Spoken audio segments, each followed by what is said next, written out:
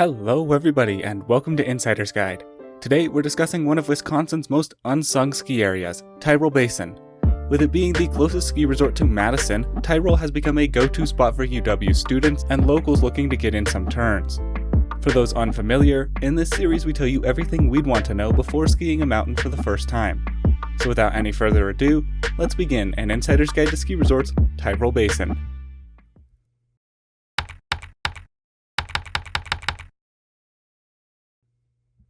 Tyrol Basin is located just outside the small town of Mount Horeb, Wisconsin, roughly 20 miles west of Madison. Given that many of you watching are likely students at the University of Wisconsin-Madison, the most relevant point here is that Tyrol is only around a 35-minute drive from campus. Obviously, this isn't a ski area you'd fly to visit, but it's convenient for Madison residents. For those coming from farther away, Milwaukee is roughly 2 hours away, and Chicago is 3. Given that it can be day tripped from Madison so easily, there is no on-site lodging at Tyrol. Now, Tyrol Basin is known primarily for two things, its freestyle terrain and its mellow learning experience. In those regards, it's a strong offering for the Midwest. Like most smaller Midwest ski areas, there isn't much here in the way of genuinely challenging terrain. However, there are a few surprisingly decent pockets for more advanced skiers if you know where to look. With only around 450 feet of vertical, runs here are also quite short, even by Midwest standards. The hill itself is fairly small and straightforward to navigate, but there are still some important distinctions between its different areas. So with all that out of the way, let's dive into the trail map itself. Now, as you can see, this trail map is far from ideal. It's utterly lacking in detail and, as we'll soon discuss, inaccurate in several spots. That even extends to its depiction of the parking lots. Based on the map, you might expect the parking area to sit on relatively flat ground. In reality, it's a multi-level lot built into a hill facing the ski resort. The base area and lifts sit in the valley between the parking lots and the ski hill itself, meaning you'll have to walk downhill from your car to reach the base. Thankfully, Tyrol rarely gets busy enough for this to be much of an issue. The highest I've ever had to park is the second level shown on the map. Regardless of where you're parked, you still have to descend one particularly steep flight of stairs to reach the resort.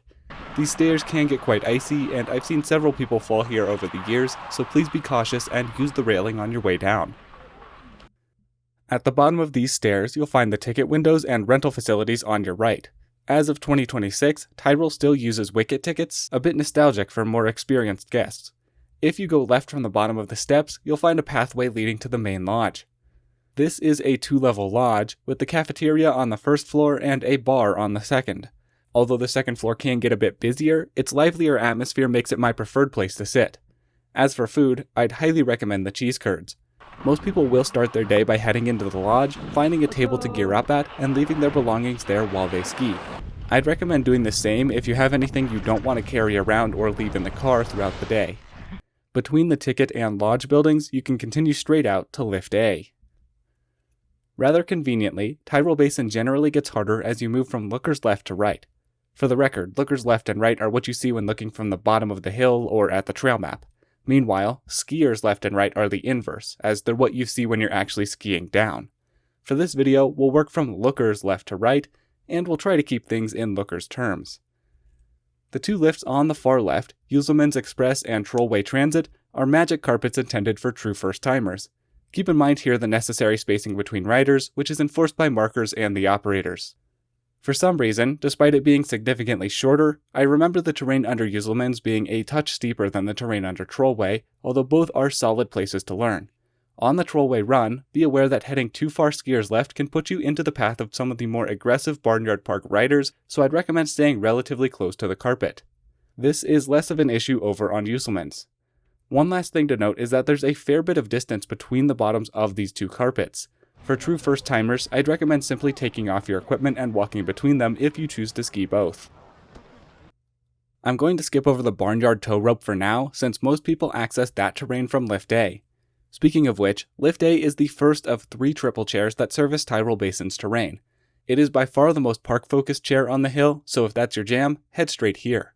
As we discussed earlier, Lift A is also the first chairlift you'll see from the ticket office, and as a result, it tends to generate the longest lines on the hill.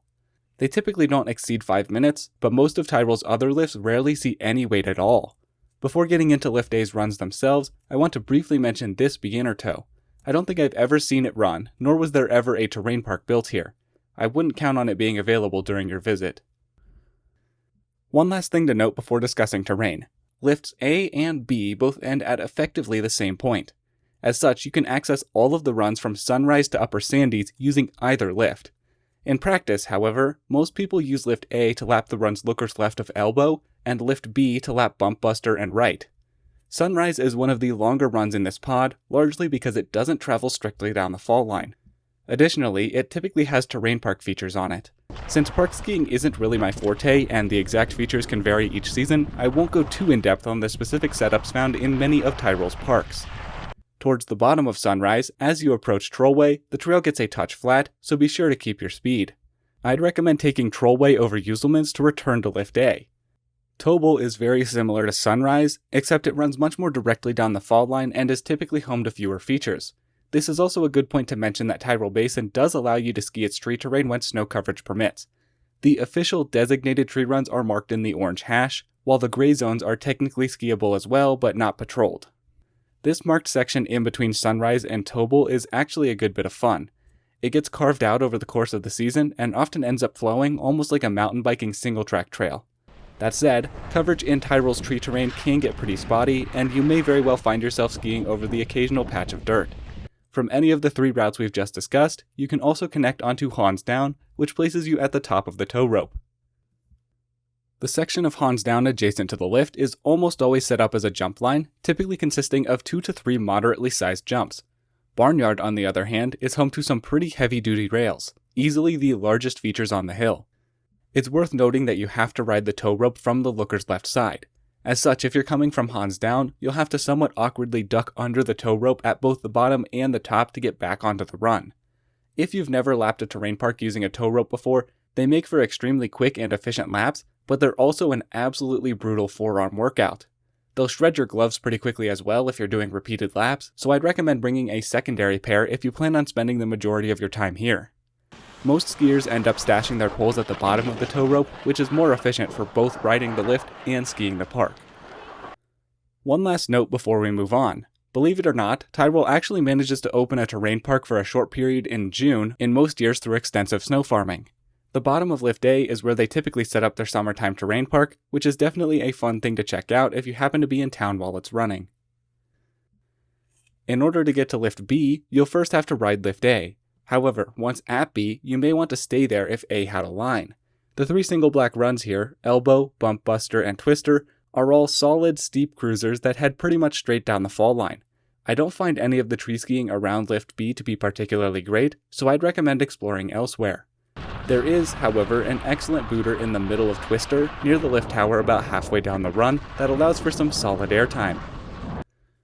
Upper Sandy's Way is quite flat at the top and rarely sees much traffic. I still prefer it over Shelley's Way, however, which is very narrow and can get pretty congested. Sutter's Ridge, meanwhile, has never been open in all the years I've been going to Tyrol, so I wouldn't count on it being open during your visit. Shelley's Way, which is pretty tough to access from A to Nissi Stee, is the only beginner route in this zone. However, I honestly wouldn't recommend this run to beginners, as if you stick exclusively to greens, you'll always end up back at the base of B. To return to the main base, you have to follow a flat traverse, which is less than ideal. Finally, we move on to Lift C, which is easily my favorite lift on the hill. It primarily services advanced terrain, and, as a result, sees the least traffic of any lift at Tyrol. It is worth noting that the unload ramp on C is exceptionally steep, so despite there being easier trails, I wouldn't recommend coming up here unless you're a confident rider. Westridge Trail is easily the worst run in the pod. It's arguably the flattest run at Tyrol, so its only purpose is for learners to practice skating and using their poles effectively. Similar to Sutter's Ridge, Nutcracker is another run that I've never seen open. Snowmaking here just seems to be a lower priority. Double Diamond is perhaps the most iconic run on the mountain. At the top, there's a large sign quote-unquote prohibiting anyone with rental equipment from going down. There aren't actually any ramifications for doing so, they just strongly recommend against it.